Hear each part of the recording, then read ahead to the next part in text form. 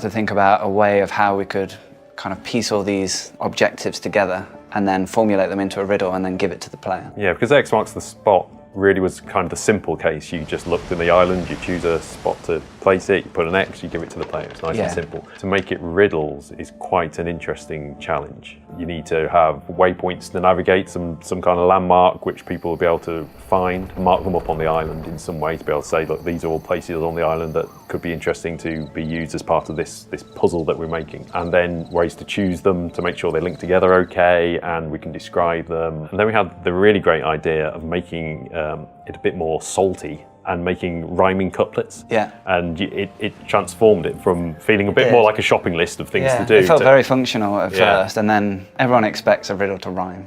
That's intrinsic to the quest. But I think the really intelligent step with trying to get the rhyming couplets in was making them individual lines, so they could rhyme within them, the objective itself, and then the next line didn't have to rhyme with the one prior to it. And that's what allowed us to kind of do that. It suddenly felt like a map from Goonies. That kind of real proper piratey sort of map. Where it's that expectation of a group of friends going on an adventure together. It really kind of brought that home for me. We didn't want all of the steps to be immediately available to the crew because they could just skip straight to the end. They'd just go straight to the end. And then forgo all the challenge and just dig up the chest. So we looked at ways in which we could kind of conceal every step that wasn't unlocked for the players. But also give people an idea of how far through they are. When we first started out, we had like a CIA blackout. Redacted black bars over everything. It was literally just like a black felt tip pen gone over the steps. But then we passed it to kind of the technical art team, and they took a pass at it and came back with this awesome bleeding ink kind of effect. Like swirl and reappearing. What that results in is you have the kind of current step that you're on completely legible, and then everything else is kind of blurred. And then when the players do the correct thing, we then unveil the kind of next step, and the ink kind of bleeds onto the page and reveals this, the next step for the players.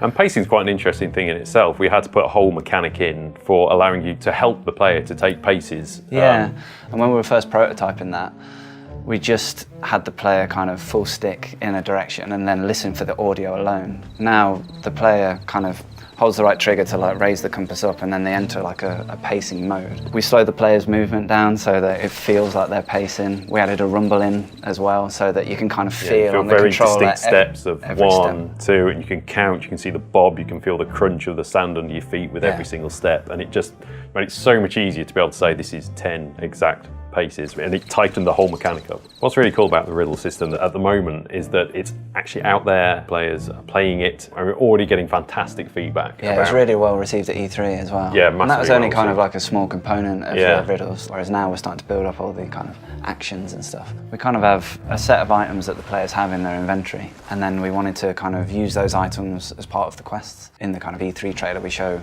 Cursed Boar Shrine, and then they have to kind of raise their lantern, and then as a result of raising the lantern, that kind of impacts the world and changes the things that are the landmark in front of them. So it felt like not only were the items kind of progressing the riddle, but it also felt like you were kind of impacting the world as a result of that as well. As we expand upon the set of items that we use, it might introduce players to use items that they otherwise, if they were only concentrating on getting their sword and hacking people and spades and things, you're going, well, actually, is the musical instrument, maybe you've never even played the musical instrument before, and it allows people to start seeing new mechanics of the game, and as it expands and more items get pulled into the system. So now that we've got the system in place, we can start adding more islands into the game and dressing them with really kind of interesting landmarks for players to discover. As new items get introduced into the game, we can build those into the system, and depending on what the items get introduced, we can have more reactions from the landmarks and just anything we can come up with, really. Yeah, so we can keep adding more and more variety, and that's just going to make the riddle quest even better for players.